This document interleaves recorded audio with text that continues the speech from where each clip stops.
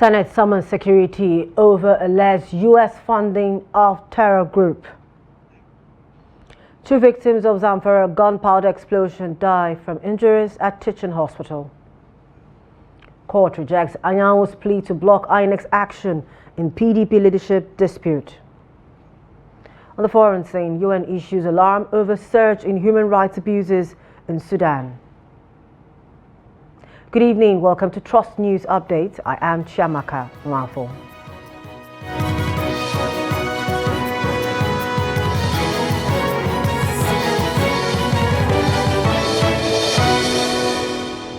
Thank you for joining us. The Senate on Wednesday summoned intelligence chiefs to investigate allegations made by United States Congressman Perry Scott that the United States Agency for International Development has been funding terrorist organizations, including Boko Haram. The resolution followed an order of urgent national security raised under Order 14 by Senator Mohammed Ndume, representing Borno South Senatorial District. Ndume urged the Senate to take the revelation seriously, given the devastation caused by terrorists, particularly Boko Haram. He emphasized that a thorough investigation would end speculation about how non-state actors have managed to survive over the years. The heads of security and intelligence agencies summoned by the Senate include the National Intelligence Agency, the Defense Intelligence Agency, the Department of State Services, and the National Security Advisor. Senate President Godswill Akpabio endorsed the resolution but stressed that security matters are best handled behind closed doors. It is true that U.S. aid have been funding Boko Haram in Nigeria. We have no business allowing them to have offices in Nigeria. So before we can take decisive steps and also ask for recompense, automatically we must go deeper into the issue. So it's important that we get briefed by our intelligence community. The Senate should immediately invite the National Security Advisor, the Director General of the Nigerian Intelligence Agency, the Director General of the DSS, the Director General of the DIA, to brief the Senate in a closed session on the veracity or otherwise of these very serious allegations. Say aye. Those again say nay. The ayes have it. 2 victims of the Talata Mafaras Market gunpowder explosion have reportedly died. 1 victim, identified as Muhammad Lawal Matsugi, died on arrival at the Usman Danfodio University Teaching Hospital, while the 2nd victim, Namid Seni Adamu, died early Wednesday in the hospital.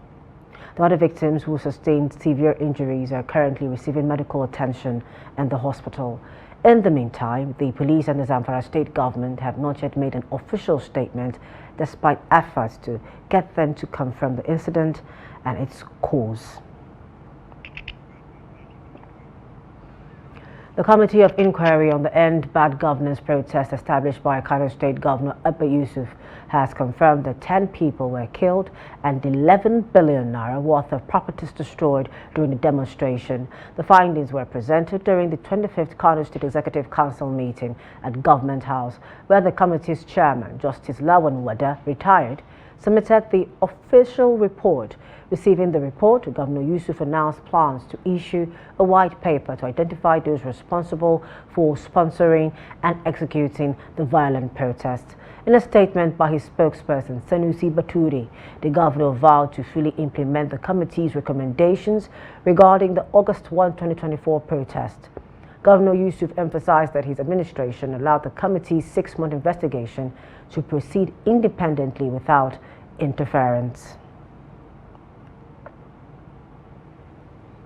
The National Agency for the Prohibition of Trafficking in Persons, NAPTIP, has intercepted 13 girls suspected to be victims of human trafficking en route to Baghdad, Iraq, for sexual and labor exploitation. The girls, who are between 19 and 39, were allegedly deceived and recruited by some unregistered labor recruiters who are suspected to be agents of a larger criminal labor recruiting gang operating between Nigeria and some Middle East countries. They were intercepted at the Nnamdi Azikiwe International Airport, Abuja, shortly before departing for Iraq. According to a statement by the NAPTIP press officer, Vincent Adekoye, their arrest followed a tip-off by some partners who noticed the unusual movement of some unknown faces at the departure lounge of the airport in company of some timidly looking girls cursing the same answer to questions about their destination, and alerted the agency. The girls were said to be issued 60-day visas, but instead signed a labor agreement of 2 years with their agents. NAPTIP also stated that investigations showed that they would be paid $250 monthly by their recruiter, of which they would remit 4 months' pay to the agents in Nigeria and another amount to the agents in Iraq. Justice Iyan Ekwo of the Federal High Court of Abuja has rejected the request of the embattled National Secretary of the People's Democratic Party, PDP, Senator Samuel Anyanwu, to stop the Independent National Electoral Commission, INEC, from effecting his removal as Secretary of the party. Justice Ekwo ordered Anyanwu to put INEC and other defendants in his new suit on notice to appear in court to enable him to hear their sides. Anyanwu had approached the Federal High Court with an ex parte application, praying the judge to restrain INEC or any of its agents from receiving or effecting any correspondences and written submissions that emanated or may emanate from the PDP, except those signed by him. In the application argued by his counsel, Anyanwu also asked Justice Ekwo to restrain Umar Demagum from forwarding any correspondence, documents, or written submissions to INEC unless they were signed by him. In a brief ruling, Justice Ekwo held that after reviewing Anyanwu's averments in support of his suit, he was convinced that a case of urgency was established. The judge, however, said that he would not grant the request of the plaintiff through an ex parte application, but would prefer to hear from the defendants before issuing any order. Over in Lagos State, the Speaker of the House of Assembly, Mojisola Meranda, has denied rumors suggesting that she has resigned. Miranda's Chief Press Secretary, Segun Ajiboye, debunked the rumor on Wednesday. An online report suggested on Wednesday that the Speaker had resigned. A circular dated February 17, 2025, allegedly released by Meranda, had also been trending for 2 days with the content claiming she had resigned. However, checks on the letter circulating on social media showed it wasn't signed by anyone. The Lagos Assembly had been rocked with leadership crisis since the former Speaker, Mudashiru, was removed by a majority of the lawmakers at the House. We go to Benue State, where the crisis rocking the House of Assembly over the removal of the Chief Judge, Justice Maurice Ikpabase, escalated on Wednesday as the House suspended 13 lawmakers for opposing the majority decision. Shortly after, 23 out of the 31 members voted to remove Ikpabase. The 13 dissenting lawmakers held a press conference in Makurdi, condemning the process and alleging a breach of due process. In response, the Speaker, Hyacinth Dajo, on Wednesday announced a 3-month suspension of the lawmakers, accusing them of engaging in dishonorable actions capable of causing acrimony in the House. The suspended members were also directed to refund funds previously allocated for an upcoming foreign trip, which they will no longer undertake. The House particularly condemned the actions of Douglas Akia of Makurdi South and 12 others, some of whom, despite initially voting for Ikpambase's removal, allegedly later denied supporting the motion. Move over to Jigawa State, where Governor Umar Namadi has restated his administration's dedication to making the state Nigeria's leading wheat producer. Speaking at the 2025 Wheat Greenfield Day in Derby, Ringim local government area, the governor highlighted the state's significant progress in wheat cultivation and outlined ambitious plans for agricultural transformation. Here's more in this report. The event, organized in collaboration with the Flour Milling Association of Nigeria, brought together farmers, policymakers, and agricultural experts to assess progress and strategize for increased wheat production.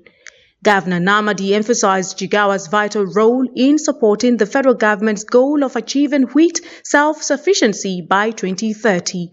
He said Jigawa has expanded its cultivated wheat land from 55,000 hectares in the 2023-2024 season to 80,000 hectares in 2024-2025, with plans to reach 500,000 hectares. The governor also announced the launch of the Jigawa Farm Mechanization Company, which will introduce 300 tractors, 60 combined harvesters, and other modern farming equipment supported by trained technicians. He reassured farmers of continued support through improved seed varieties, irrigation infrastructure, and subsidized inputs.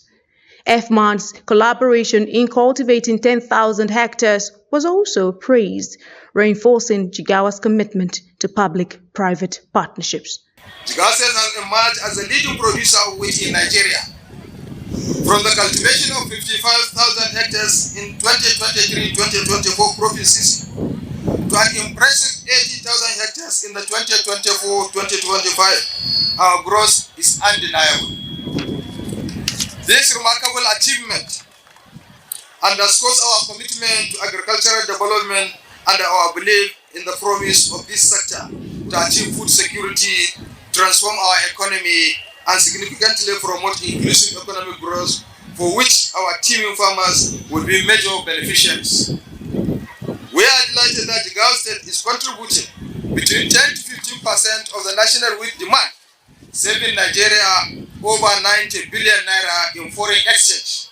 The Minister of Agriculture and Food Security, who was present at the event, lauded Jigawa's leadership in wheat production, describing the state as a model for agricultural development. Agriculture is the cornerstone of Jigawa State's economy, contributing over 60% of state's gross domestic product and employing more than 90% of its population. Jigawa is renowned for its food crop production, livestock farming, and cash crop exports, notably sesame and hibiscus flower, which has positioned the state as one of the leading producers of sesame and the largest producer of hibiscus in Nigeria. We are, of course, proud to be associated with the tremendous successes the state of Jigawa has recorded under the leadership of His Excellency, the Governor of Jigawa State. Governor Namadi's renewed commitment signals a transformative phase in Nigeria's agricultural sector, positioning Jigawa as a key driver of wheat self-sufficiency and economic growth. The Chief of Defense Staff, General Christopher Musa, says Nigeria will not accommodate any form of disrespect from any country against its citizens, saying it is important for everyone to understand that Nigeria deserves respect. The top military echelon also dismissed insinuations from some quarters that members of the armed forces were not invited to Vancouver, Canada, to participate in the Invictus Games initiated by the Duke of Sussex. Musa, who stated this at the Defense Headquarters at Abuja on Wednesday, shortly after he received wounded military personnel that had participated in the Games, maintained that Nigerians were being treated unfairly by some countries. The National Security Advisor Nuhu Ribadu had last week tackled the Canadian High Commission in Abuja for denying the military chief and other top officers visas to attend the program. Providing an insight into what transpired during the preparation for the program, Musa said they followed all the due process, adding that every concerned government official, including ministers and NSA, were aware. You're still on to News Update on Trust TV. Still to come. Karu site residents appeal for urgent road repairs as dust takes toll on their health. More when we return. Please stay with us. Welcome back. Thank you for staying with us. A look at some of our top stories. We told you that the Senate has summoned security agencies over alleged U.S. funding of terror group. We also informed you that 2 victims of Zamfara gunpowder explosion die from injuries at Teaching Hospital. Moving on to more stories. Residents of Cairo site in the nation's capital have appealed to the FCT Minister, Nyesom Wike, to urgently order the contractor handling road project in the area to effect the construction of the scrap surfaces there. They made the appeal following what they termed a continuous battle with dust and its attendant health challenges. Trust TV's Noel Sampson was there and reports. Presently in the FCT, roads are being rehabilitated with others being reconstructed. However, The pace of construction differs from site to site, with construction at the city center similarly going at a steady pace. On the other hand, construction at suburbs seems to be crawling as some routes have been scraped off in anticipation of reconstruction but have been subsequently been abandoned. A visit to Karo site reveals that behind Karo Park, the road surface has been scraped for reconstruction and has been like that for a while. This has worsened the plight of the residents around the location as dust has polluted the air. Residents there lamented that this is affecting their health and also constitutes a challenge during the rainy season. It affects us a lot because the dust from the ground is affecting us. It covered our items, and also the rain during the rainy season. The place gets soaked. So when you are coming, there is a red sand on the ground. So when the water is too much, it sinks down. So we suffer a lot during rainy season and also the dry season. Dust they disturb me well because before they used to pour water when they were working on it. Now they have abandoned it. They didn't do anything.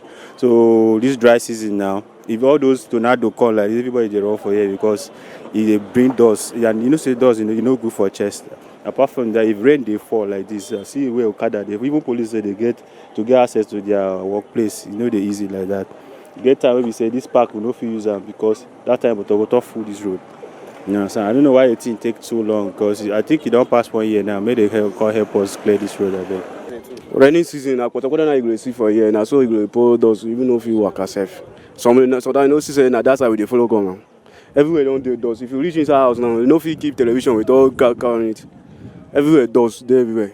Inside house, the dust they fly, they enter everywhere. Some of this road they're supposed to not fix and since. If like say they forget us, the dust too much. If you go inside our house now, we clean our television every day, our sound sets every day, our chairs every day because of dust. So now how they suffer them? We don't even walk out for the road freely again, safe like before. If like say they forget us. They appealed to the Minister of FCT, Nyesom Wike, to order the reconstruction of the road to free them from the challenges resulting on the scraped surface. Noel Samson, Trust TV News, Abuja. Still in the FCT, the Muslim Pilgrims Welfare Board will this Saturday and Sunday distribute travel materials to its intending pilgrims during the forthcoming second phase of education and orientation exercises scheduled to take place at the permanent Hajj camp, Basanjiwa, close to Nnamdi Azikiwe International Airport. A statement by the Public Relations Officer of the board, Muhammad Lawal Aliyu, disclosed that the board had secured the materials to enable the intending pilgrims to prepare on the time for the spiritual journey. According to the spokesperson, items to be distributed include uniforms, literature and audio materials to engage the intending pilgrims during fasting in the Islamic month of Ramadan. The statement added that activities for the intending pilgrims would be suspended during the fasting period to enable them have sufficient time to participate in Ramadan activities in their respective places. He further said full preparations for the Hajj would resume after the fasting to actualize the success of the operation and ensure that intending pilgrims are well prepared for the spiritual journey to the Holy Land of Saudi Arabia. Away from Nigeria, a report on the conflict in Sudan issued by the UN Human Rights Office, OHCHR, says the continued and deliberate attacks on civilians and civilian objects, as well as summary executions, sexual violence and other violations and abuses, underscore the utter failure by both parties to respect the rules and principles of international humanitarian and human rights law. In a recorded statement, the spokesman for the OHCHR, Famin Al-Kitan, said, "Entrenched impunity is fueling gross human rights violations and abuses in Sudan as fighting spreads to more parts of the country and involves additional armed actors." The report issued by the UN Human Rights Office documents attacks on densely populated areas as well as IDP camps, health facilities, markets and schools. The spokesperson also said there is also a need for further investigation to establish whether other serious international crimes, including atrocity, have been committed. He called for urgent steps to be taken by the parties to put an end to the violence, hold those responsible to account and provide a redress for survivors. Attacks on civilians and civilian objects, as well as summary executions, sexual violence, and other violations and abuses, underscore the utter failure by both parties to respect the rules and principles of international humanitarian and human rights law. The international community should, among other measures, expand the arms embargo and the jurisdiction of the International Criminal Court to cover the whole of Sudan. They currently only cover the region of Darfur. In sports, Ademola Lookman has expressed his displeasure following Atalanta manager Gian Piero Gasperini's criticism in the aftermath of the side's defeat to Club Brugge. Atalanta lost 3-1 to the Belgian Pro League outfit in the second leg of the UEFA Champions League playoff tie on Tuesday night. The Serie A club exited the competition 5-2 on aggregate. Lookman scored the host-only goal of the game but also missed a penalty. Gasperini, in his post-match reaction, blasted the Nigerian international for stepping up to take a penalty.